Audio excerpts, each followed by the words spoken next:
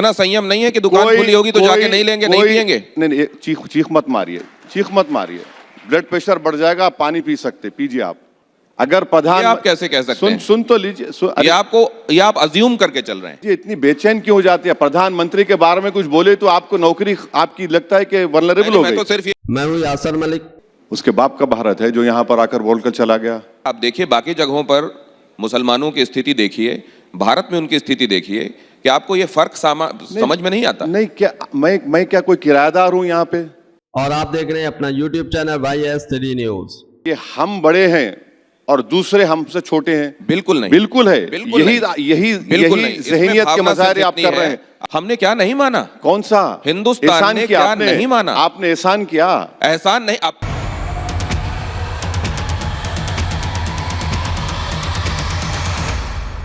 सबसे धमाकेदार डिबेट असदुद्दीन ओवैसी की ये है। गोदी एंकर अपने सवालों के जाल में फंसाने की असदुद्दीन ओवैसी को कोशिश कर रहा था, जिसके बाद असदुद्दीन ओवैसी ने उल्टा उसी के ऊपर पलटवार कर दिया और उसकी धज्जियां उड़ाकर रख दी।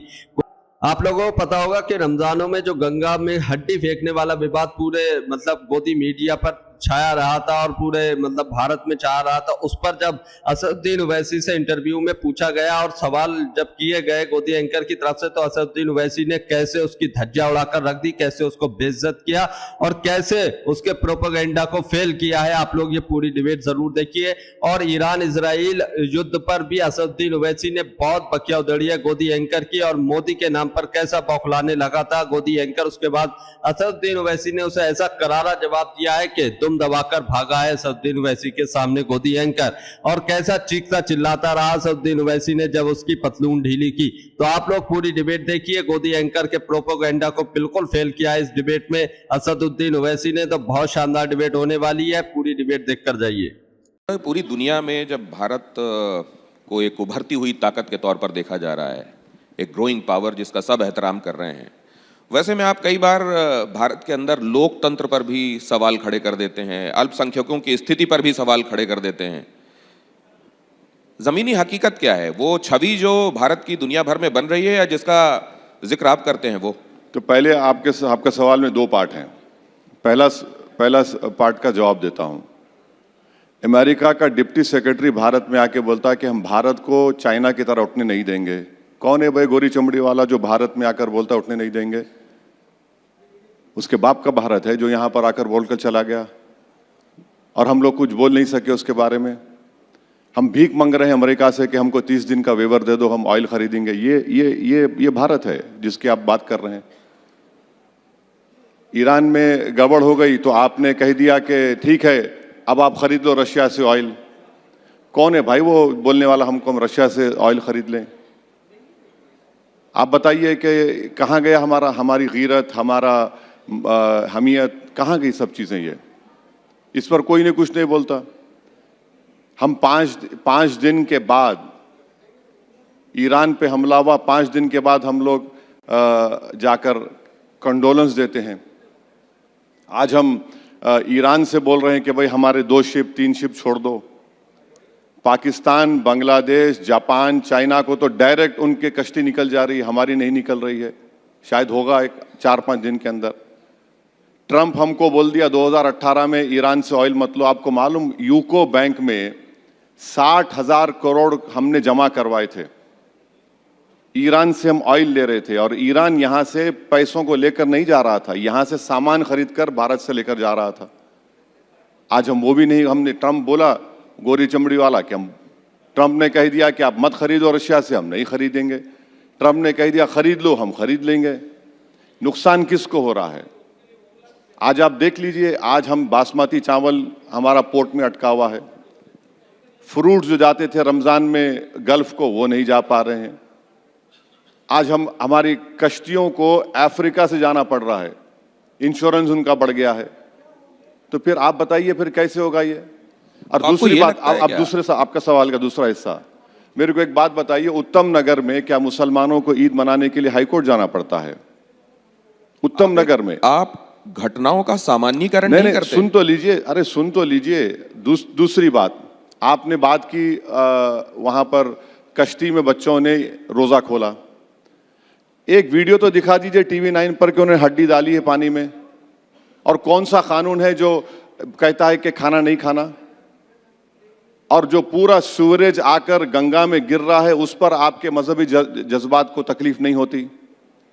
अच्छा, मेरे मजहबी जज्बात क्या क्या होगा? मैं भी रोजा रहता हूं, क्या मैं कह रहा हूं कि सबसे कुछ खाना मत खाओ, कुछ पानी मत पियो, क्योंकि मेरी आस्था है? मैं तो ये नहीं कह रहा हूं ना किसी से। नहीं, लेकिन आप आपने ये पहले दो चीजों को नहीं, सुनिए, आपको तो पहले बोलना नहीं चाहिए था कि मैं ये सब कर रहा हूं, पर आपने बोल दिया। मगर मैं आपसे तो नहीं कह सकता ना कि सर आप जब तक दिन आप मेरे सामने पानी मत पीजिए। ये कौन सा ऐसा माहौल बना दिया जा रहा है कि आपकी आस्था इंपॉर्टेंट है, मेरी नहीं है? नहीं, आपने दो चीजें अच्छा, कही। और एक चीज सुन लीजिए, ये कौन सा पुलिस का इंस्पेक्टर है जो कहता है कि जिसको ईरान जाना ईरान चले जाओ? सुप्रीम कोर्ट के जज ने कहा कि उनकी बेटी की दोस्त मुसलमान थी, उसको घर नहीं मिलता है। सुप्रीम कोर्ट के जज ने कहा उनकी बेटी की दोस्त मुसलमान है, उसको घर नहीं मिलता है। आप उठाकर देख लीजिए, यही तो सब हो रहा है ना। नहीं तो आप दुनिया भर अच्छा, में- फिर इलाहाबाद हाई कोर्ट ने कहती है कि प्राइवेट प्रॉपर्टी में आप नमाज पढ़ सकते, क्या आप किसी और धर्म के लोगों को रोक सकते? ये इलाहाबाद हाई कोर्ट ने कहा। इन शॉर्ट ये बता रहा हूं कि ये हाल देश का है। मैं ये कह रहा हूं आपसे कि आप घटनाओं का सामान्यीकरण क्यों करते हैं? कुछ एक घटनाओं को आप ये क्यों कहते हैं कि ये तो पूरे कुएं में भांग घुली हुई है? कुछ एक घटनाओं के आधार पर आप ये कह सकते हैं क्या? आप देखिए, बाकी जगहों पर मुसलमानों की स्थिति देखिए, भारत में उनकी स्थिति देखिए, कि आपको ये फर्क समझ में नहीं आता? नहीं, क्या मैं क्या कोई किराएदार हूं यहां पे? वहां क्या हो रहा है, यहां क्या हो रहा है, मुझे क्या करना है? मैं देश का हूं ना, देश मेरा है, मैं देश की बात करूंगा। आप मुझे क्यों ले जाकर मिलाते दूसरी जगहों से? मेरे अब्बा दादा तो वहां से नहीं लॉ आए। एंड ऑर्डर वाली सिचुएशंस में भी वो जो हिंदुओं से जुड़े हुए मसले होते हैं उनमें आप उतने मुखर नहीं होते हैं।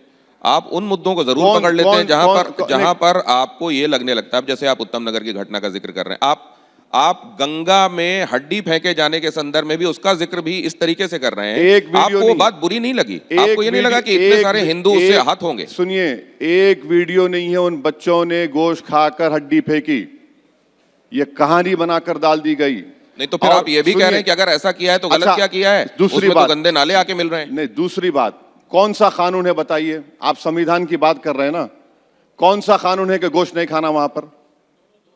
कौन सा कानून है बताइए आप? भावनाओं को आहत करने वाला कानून है? नहीं, देश धार्मिक भावनाओं को आहत करने वाला कानून है? बिल्कुल नहीं, देश भावनाओं से नहीं चलता। आप अपने आप को कॉन्ट्रडिक्ट कर अरे ये दिए। तो कानून है। अरे आप धार्मिक भावनाएं किसी की आहत नहीं कर सकते। अरे गंगा जी, गंगा माँ मेरे हिंदुस्तान दोस्त, के लिए, भारत देखिए, के लिए, हिंदुओं के लिए, सनातनियों के लिए क्या है, ये आपको बताने की जरूरत है असद भाई? बताने की जरूरत नहीं है, मगर देश कैसे चलेगा? देश कैसे चलेगा? मेरी भावना क्या क्या होगा? रमजान के 30 दिन में रोजा था तो शराब की दुकानें बंद नहीं की आप। तो आप ये कह रहे हैं कि अगर हड्डी फेंकी भी गई तो सही किया गया? सुनिए एक मिनट, इस क्यों शराब की दुकान आपने बंद नहीं की? क्योंकि शाम में 7 बजे आपको पीना है, वरना नहीं पिए तो आपका मूड आउट हो जाता है। क्या मैंने कहा कि शराब की दुकानें बंद कर दो? तो आप ये कह रहे हैं तो कि जो मैं रोजेदार सवाल- हैं उनमें इतना संयम नहीं है कि दुकान खुली होगी तो जाके नहीं लेंगे, नहीं पिएंगे? नहीं, चीख मत मारिए, चीख मत मारिए, आराम से बात करिए, सुनने तैयार हूं। ब्लड प्रेशर बढ़ जाएगा, आप पानी पी सकते, पीजिए आप, सुन तो लीजिए। वो बच्चों ने कौन सा कानून का उल्लंघन किया? और आपने एफआईआर में उनको बाद में लिख दिया लाइफ जैकेट पहने हुए हैं, कश्ती आपकी है, लाइफ जैकेट मुझे दे रहे हैं। आपने कहा कि उन्होंने उस कश्ती का वो कर लिया, बगैर जबरन लेकर चले गए। संभल का एक मामूली इंस्पेक्टर बोलता है, इलाहाबाद के हाईकोर्ट के जज ये कहते हैं। आप देश को संविधान से चलाइए। नहीं, अब मैं दूसरी बात आपसे जानना चाहता हूं। आप दो बातें इसमें कह रहे हैं। एक तो कह रहे हैं कोई वीडियो नहीं है, उन्होंने ऐसा नहीं किया। नहीं क्या? दूसरे आप ये कह रहे हैं कि अगर ऐसा हो भी गया तो क्या ऐसा हो गया कि उसमें इतना हाय तौबा होनी चाहिए, आप ये कह रहे हैं? मेरी एक बात सुनिए, आप सनातनियों की बात कर रहे हैं, पूरा सूरज गिरता है गंगा के अंदर, बड़ी बड़ी क्रूज चलती हैं, उसका गंदगी गंगा में गिरती है, उसकी आपको फिक्र नहीं है। कोविड के जमाने में लाशें तीर रही थी, जब इंसानियत कहां गई? आप ये इन दोनों घटनाओं की आप तुलना कर रहे हैं। आप असद भाई, एक चीज आपके सामने मैं रख रहा हूं। मेरी माँ मान लीजिए कहीं बैठी हुई हैं और मैं अपने पैरों को वहां से मान लीजिए निकाल रहा हूं, उनको मेरा पैर लग गया, मैंने उनके पैर छू लिए वापस। एक होता है मैं उनसे ये कहूं कि मेरे पैर तो तुमको आते जाते लगते रहते हैं, तो कोई बात नहीं है, फिर पैर लग गया। ये जो आप कह रहे हैं गंगा में हड्डी वाली बात कि वहां सीवेज गिरता है, ये गिरता है या हड्डी विसर्जित की जाती है, ये कहीं हो जाता है बात अलग है, लेकिन मैं खा के फेंकूंगा, ये तो जानबूझ के किया गया अपमान हुआ ना। देखिए, जानबूझकर किया नहीं, देखिए आप रूल बनाइए, आप रूल बनाइए। डिबेट को पूरा देखकर जाइए। अब आगे और ज्यादा धज्जियां उड़ाने वाले हैं असदुद्दीन ओवैसी इस गोदी एंकर की, तो डिबेट देखिए, अभी बहुत मजा आएगा। और अगर कोई अपनी माँ को पैर लगाता है तो हम तो माँ को पैर लगाना दूर की बात, हम तो अपनी माँ की तरफ पैर भी नहीं करते हैं। बिल्कुल, हमारे लिए गंगा जी वही है। सुनिए, दूसरी बात, देश हमारे लिए भगवान नहीं है, देश की पूजा नहीं करते हम मुसलमान हैं। आर्टिकल 25 पढ़िए उठा के, प्रियम्बल पढ़िए आर्टिकल देश के संविधान का, लिबर्टी, इक्वालिटी, जस्टिस की बात करता है। इस देश में कई ऐसे लोग हैं जो किसी भगवान को नहीं मानते, अल्लाह को नहीं मानते, उनको क्या बोलेंगे आप? इसीलिए कह रहा हूं कि देखिए, मैं आस्तिकता नास्तिकता की बात नहीं कर रहा हूं असद भाई साहब, मैं ये कह रहा हूं आप अगर किसी को बहुत मानते हैं तो मेरा भी ये फर्ज है आपको मानने के लिए कि मैं उसको भी एहतराम दूं, उसको भी मानूं। कौन सा माने आप? हमने क्या नहीं माना? कौन सा? हिंदुस्तान ने क्या नहीं माना? आपने एहसान किया। एहसान नहीं, अब माना तो एहसान किया और नहीं तो नहीं माना। ये तो चित भी मेरी पट भी मेरी हो गई। एक बात सुनिए, ये जो आपका मामला है ना, आपके सवाल की सोच जो आ रही है कि हम बड़े हैं और दूसरे हमसे छोटे हैं, बिल्कुल नहीं, बिल्कुल है। यही ज़हनियत के मज़ाहिर आप कर रहे हैं। आपको बताने की आवश्यकता नहीं है। देखिए, संविधान इस देश के लिए क्या है आपको बताने की आवश्यकता नहीं है असद भाई। क्या उसमें ये कहना कि उसमें अगर मान लीजिए कहीं कोई सीवरेज गिर रहा है, उसकी आलोचना होनी चाहिए। हाँ। उसमें हड्डी विसर्जित किए जाने की भी आलोचना नहीं। अगर आपकी लॉजिक को मान लिया जाए तो आपकी मां पर सूरज गिरता रहे और आपको तकलीफ ना हो, आपकी लॉजिक को मान लिया जाए, उसी तकलीफ के लिए और आपको तकलीफ नहीं हो रही, प्रयास किए जा रहे हैं। और आपको ये भी मालूम होगा आपकी लॉजिक ये है कि आप सुनिए, आपकी लॉजिक ये है कि आपकी माँ पर सूरज गिरता जाए, आपको तकलीफ ना हो। बिल्कुल तकलीफ, अगर अनजाने में पैर लगा, मैं वही कह रहा हूँ, पैर का नहीं, गंदगी गिर रही है, गंदगी गिर, आपको तकलीफ नहीं हो रही है। अच्छा, मुबारक हो। अब ये जरा देखिए, दो चीजें कही जा रही हैं कि वहां पर सीवरेज का गिरना ये भी आपके लिए तकलीफ दे होना चाहिए, बहुत ज्यादा तकलीफ दे होना चाहिए। बात बिल्कुल सही है, होना चाहिए। लेकिन खाकर गंगा में हड्डी फेंके जाने का मसला क्या वैसा ही है जैसे सीवरेज का गिरना? आप में से कितने लोग ऐसा समझते हैं? कृपया हाथ खड़ा करें कि एक जैसी घटना है ये एक जैसी घटना। देखिए, यहां बैठे किसी आदमी को नहीं लग रही। नहीं, मैं देखिए, ये पूरे मान भी लें,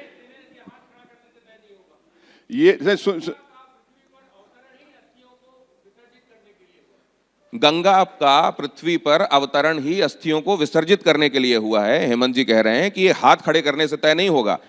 ये तो हुआ ही इसीलिए। सुनिए, आप और ये दोनों लड़ रहे हैं, आप तय कर लीजिए पहले क्या है। वो आपके बॉस हैं, आप एक बात कर रहे हैं, वो अलग बोल रहे हैं, आप अलग बोल रहे हैं, तो आप मुझे क्यों बीच में ला रहे हैं? भाई, मेरा हाल फंस गए रजिया गुंडों में। गंगा जी, आप डिसाइड कर लीजिए पहले, आप दोनों क्या करना चाह रहे हैं। में अस्थियों का विसर्जन अलग बात है और खाकर, उनका कहने का तात्पर्य है कि खाकर फेंका जाना अलग है, विसर्जन अलग है। आपको बोल रहा हूं, कोई वीडियो दिखाओ, आप वीडियो दिखा दो, अब टीवी 9 पे वो बच्चों ने किया। तो आप ये कह रहे हैं कि मामला आस्था का नहीं, पॉलिटिकल है? सुनिए, देखिए, ये एक पूरे यूपी में या तो बुलडोजर चलेगा या गोली चलेगी, और फिर नमाज पढ़ने, प्राइवेट जगह है तो नहीं पढ़ सकते, इलाहाबाद हाईकोर्ट को करना पड़ेगा। दिल्ली में, देश की राजधानी है, उत्तम नगर में बोला जाएगा खून की होली खेलेंगे तो हाईकोर्ट जाना पड़ता है। ये सब मिसालें क्या बता रही हैं कि रूल ऑफ लॉ नहीं रहेगा, फिर जिसकी लाठी उसकी भैंस होगा। तो फिर आप अनार्की की तरफ जा रहे हैं। रूल ऑफ लॉ नहीं रहेगा, जिसकी लाठी उसकी भैंस। क्या असदुद्दीन ओवैसी ये बताने का प्रयास कर रहे हैं कि ये जो है, ये मसला ज्यादा पॉलिटिकल है, ज्यादा सियासी है? लेकिन अगर ऐसा है तो फिर जिन घटनाओं का वो जिक्र करते हैं, उनका सामान्यीकरण वो क्यों करते हैं? जैसे कुछ एक उदाहरण वो दे रहे हैं, क्या उनका सामान्यीकरण हो रहा है? अब इसको और ज्यादा ना लेते हुए, यहां मुझको लगता है कि उनकी बातों से आपको सवालों के जवाब मिल गए होंगे। नहीं, अभी मैं लूंगा, अभी आप बैठ जाइए प्लीज, कृपया शांति बनाए रखिए। ये एक चीज बड़ी अच्छी लग रही है कि आप सब इन्वॉल्व हो रहे हैं, और किसी सेशन की सार्थकता इसी में होती है कि लोग भी उसमें इन्वॉल्व हों। वैसे मैं आप लोगों को एक बात बता दूं, आज जो असद भाई के साथ ये सेशन हो रहा है, ये सिर्फ 15 मिनट का सेशन नहीं है, ये 15 मिनट से ज्यादा वाला सेशन है। तो तालियां एक बार जोरदार होनी चाहिए। अब जरा इस चर्चा को आगे बढ़ाता हूं। देखिए, 15 मिनट सुन के उनके चेहरे पर कैसी मुस्कुराहट है। वैसे लोग ये कहते हैं असद भाई कि आपसे अगर टाइम पूछा जाए ना और 9:30 बजे हो तो आप ये नहीं कहेंगे कि 9:30 बजे, आप कहेंगे 9:15 उसके बाद और 15 मिनट। मेरी घड़ी में तो आपकी घड़ी टाइम गलत है, मेरी घड़ी में कुछ और टाइम बता रहा है। अच्छा, ये जो 28 तारीख से पिछले महीने शुरू हुआ, इसमें किन किन चीजों को आपने ऑब्जर्व किया? 28 तारीख ईरान, से क्या शुरू इजराइल, हुआ? नहीं, क्या अमेरिका, 28 तारीख से क्या शुरू हुआ? ये जो युद्ध शुरू हुआ, किसने शुरू किया? आप बताइए, आपने क्या ऑब्जर्व किया? मैंने आपसे क्या पूछा, आपने क्या ऑब्जर्व किया? अरे अब एंकर आप है मेरे आप। यहाँ सामान्य ज्ञान का परीक्षण करने लगे। एंकर हैं आप, एंकर हैं। आपने युद्ध किसने शुरू किया?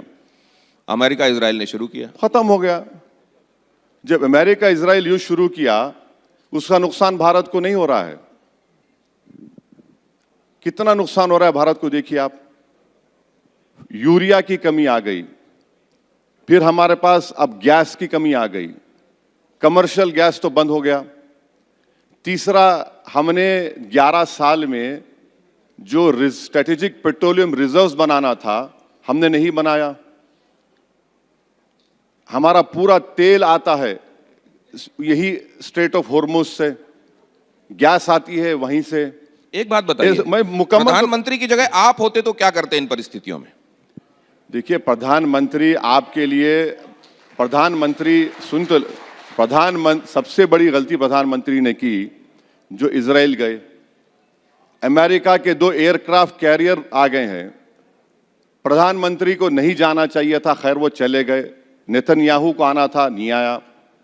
प्रधानमंत्री को, जब प्रधानमंत्री गए वहां पर उनको मालूम था कि हमला होने वाला है। अगर प्रधान, आप कैसे कह सकते हैं? सुन तो लीजिए।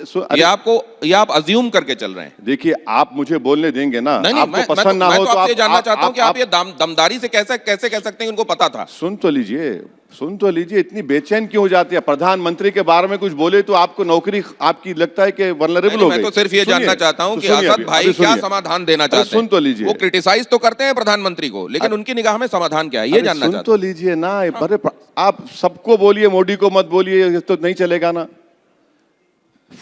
आपने जनवरी में आपने नोटिस दिया कि ईरान में जितने भारत के लोग हैं आ जाइए। क्यों दिया आपने? क्योंकि आपको मालूम था कि अमेरिका वहां पे हमला करेगा। अब हो क्या रहा है? हमला तो हो गया। 5 दिन लगे हमको कंडोलेंस देने के लिए। 7 दिन के बाद हमने वो 160 स्कूल के बच्चों के मरने पर बात की। हाँ, हमारी दावत पर ईरान की नेवी विशाखापट्टनम को आती है और हमारे तरफ से एक कंडेमनेशन तो छोड़िए, कंडोलेंस तक नहीं जाता। तीसरी बात, अगर हम यूएस के स्ट्रेटेजिक एलाई है तो यूएस ने भारत को बताया था कि सब तमाशे करने वाले हैं। आपको ये डिबेट देखकर कैसा लगा? इस पर अपनी राय जरूर देकर जाइए। और जो असदुद्दीन ओवैसी ने धज्जियां उड़ाई हैं गोदी एंकर की, उसके बारे में आप क्या कहते हैं? कमेंट जरूर कीजिए। फॉरेन एक्सचेंज भी जाते हैं, उसको आप क्या करेंगे? अगर वो वापस आना शुरू कर दिए तो यहां पर तो कोई नौकरी नहीं है, यहां पर तो कोई नौकरी नहीं है ना। बताइए, दिल्ली, बॉम्बे के पोर्ट पर जाइए, महाराष्ट्र के किसान गाली दे रहे हैं कि उनका सामान नहीं जा रहा है। तो दोस्तों, आप लोगों ने ये पूरी डिबेट देखी। आप लोग इस डिबेट के बारे में क्या कहते हैं? अपनी राय इस पर जरूर देकर जाइए।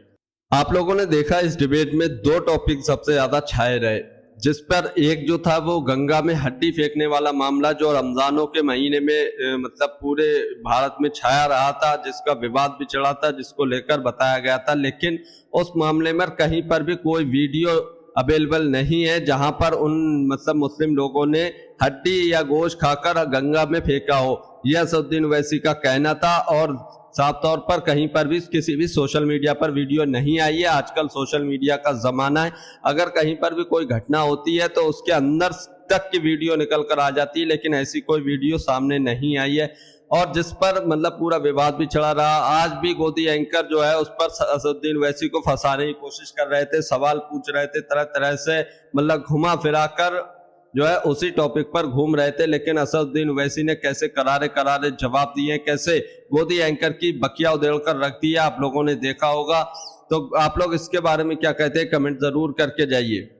और दूसरा टॉपिक जो था वो ईरान इजराइल अमेरिका युद्ध को लेकर गोदी एंकर असदुद्दीन ओवैसी को अपने सवालों के जाल में फंसा रहे थे, लेकिन असदुद्दीन ओवैसी ने कैसा उसी के ऊपर पलटवार कर दिया और कैसे उसको बुलवा लिया कि युद्ध किसने शुरू किया। और ये बात भी हकीकत है कि अब जब युद्ध शुरू हुआ है तो अमेरिका और इजराइल ने ईरान के अंदर बमबारी की, ईरान के लोगों को मारा, ईरान के सुप्रीम लीडर को मारा, लेकिन इस पर किसी की जुबान नहीं खुलती है। इस पर बहुत सारे देश खामोश रहे, चुप्पी साधे रहे। इस युद्ध से अब सभी देश प्रभावित भी हैं, सभी देशों को इसका नुकसान देखने को मिल रहा है। सबसे ज्यादा जो है क्रूड ऑयल यानी कि पेट्रोल और डीजल की मार सभी देशों पर पड़ रही है, क्योंकि स्टेट ऑफ हॉर्मोन्स के जरिए ही जो पेट्रोल डीजल है, क्रूड ऑयल है, वो निकल कर आता था। चाहे वो किसी भी देश में हो, वहीं से हमारे भारत में भी ज्यादातर खपत वहीं से आती थी। तो भारत के अंदर भी किल्लत हुई है। डीजल और पेट्रोल को लेकर भी कुछ जगहों पर लाइन लगते हुए दिखाई दी। सोशल मीडिया की वीडियो आप लोग देखते होंगे, वहां दिखाई देती होगी। और गैस की तो किल्लत लगातार चली रही है, और इसी को लेकर सरकार ने गैस की जो गाइडलाइंस थी उसको भी बढ़ा दिया था, और गैस के रेटों में भी इजाफा हुआ था। तो भारत को भी इसका नुकसान देखने को मिल रहा है। अब जो है ईरान किसी की बात नहीं मान रहा है। अमेरिका हर तरीके से इस युद्ध को रोकने की कोशिश कर रहा है, सीज फायर करने के लिए तमाम देशों से ईरान के ऊपर दबाव बनाने की कोशिश कर रहा है, लेकिन ईरान किसी की बात नहीं सुन रहा है। ईरान का साफ कहना है कि ईरान जब भी सीज फायर करेगा तो अपनी शर्तों पर करेगा, किसी की नहीं मानने वाला इस बार। तो ईरान कब ये सीज फायर करेगा और कब ये युद्ध खत्म होगा और कब सब मतलब पूरी दुनिया को राहत मिलेगी, ये देखने वाली बात होगी। क्या अभी ये युद्ध और लंबा चलने वाला है? क्या इस युद्ध से और ज्यादा मुसीबतें आने वाली हैं, और ज्यादा लोग प्रभावित होने वाले हैं, और ज्यादा किल्लतें आने वाली है? ये तो आने वाला वक्त बताएगा। लेकिन भारत के अंदर ईरान, इजराइल और अमेरिका युद्ध को लेकर कैसे सियासी बवाल मच जाता है, हिंदू मुसलमान इस युद्ध में भी किया जाता है। ऐसे ही गोदी एंकर किस तरीके से इस युद्ध को लेकर एक्टिव रहते हैं। जब भी कोई मुस्लिम प्रवक्ता आता है तो उसको किस तरीके मतलब इन युद्ध की बातों के जरिए कैसे फंसाने की कोशिश करते हैं, हिंदू मुसलमान करने की कोशिश करते हैं और दिखाने की कोशिश करते हैं कि ये ईरान के चहीते हैं, और जो है ये इस तरीके की बातें करते हैं। जहां मुसलमान होते हैं ये उधर को भागने की कोशिश करते हैं। मतलब ये एक पूरी मानसिकता दर्शाई जाती है टीवी पर बैठकर, लेकिन ऐसा कुछ भी नहीं है। जो भी मुसलमान है भारत के अंदर है, भारत से प्रेम करता है, भारत से मोहब्बत करता है और भारत के लिए अपनी जान तक दे सकता है। लेकिन ये जो है प्रोपेगेंडा चलाया जाता है और ये पूरा सियासी बवाल होता है, जो है इस तरीके से फंसाने की पूरी कोशिश की जाती है। और ये बात सबको पता है, जो भी हिंदुस्तानी हो, चाहे वो किसी भी धर्म का हो, वो हिंदुस्तान से मोहब्बत करता है और हिंदुस्तान की ही बात बोलता है। ये जो है गोदी एंकरों की चाल होती है कि मुसलमानों को इस तरीके से दिखाया जाता है और इस तरीके के उल्टे सीधे सवाल भी पूछे जाते हैं। तो आप लोगों ने देखा होगा कि असदुद्दीन ओवैसी से भी ऐसे ही सवाल पूछे गए, लेकिन असदुद्दीन ओवैसी ने जब पलटकर जवाब दिया और गोदी एंकर से पूछा कि जंग किसने शुरू की, तो गोदी एंकर का चेहरा देखने लायक था और कैसे कुछ देर के लिए खामोश हो गया गोदी एंकर और बताने की कोशिश नहीं कर रहा था। लेकिन आखिरकार असदुद्दीन ओवैसी के सामने बैठा था तो असदुद्दीन ओवैसी ने उससे ही कबूलवा लिया और बात को वहीं खत्म हो गई। तो गोदी एंकर का ये प्रोपेगेंडा बिल्कुल चलने असदुद्दीन ओवैसी ने नहीं दिया। आप लोग इस पर क्या कहते हैं कमेंट जरूर करके जाइए। और आप लोगों ने देखा होगा कि जब असदुद्दीन ओवैसी ने प्रधानमंत्री नरेंद्र मोदी का नाम लिया कि वो युद्ध से कुछ दिन पहले इजराइल क्यों गए, नहीं जाना चाहिए था और नेतन्याहू को आना था भारत में, वो नहीं आया। जब इस पर बात की तो गोदी एंकर को कैसी मिर्चें लगी, कैसे तड़प गया, कैसे बौखलाने लगा कि प्रधानमंत्री नरेंद्र मोदी के बारे में ऐसी बातें कैसे असदुद्दीन ओवैसी बोल सकते हैं। तो असदुद्दीन ओवैसी के जवाब आप लोगों ने सुने होंगे कि तुझे नौकरी का डर है इसलिए मोदी के बारे में कोई बोलने नहीं देते हो, कि इस तरीके से जब बखिया उधेड़ी, धज्जियां उड़ाई, बेइज्जती की तो गोदी एंकर का चेहरा बिल्कुल लटक गया। आप लोगों को ये देखकर कैसा लगा कमेंट जरूर करके जाइए। अगर आप भी गोदी मीडिया का विरोध करते हैं तो हमारे चैनल YS3 न्यूज को अभी सब्सक्राइब कीजिए। वीडियो अच्छी लगी हो तो इसको एक लाइक, एक कमेंट जरूर करके जाइए।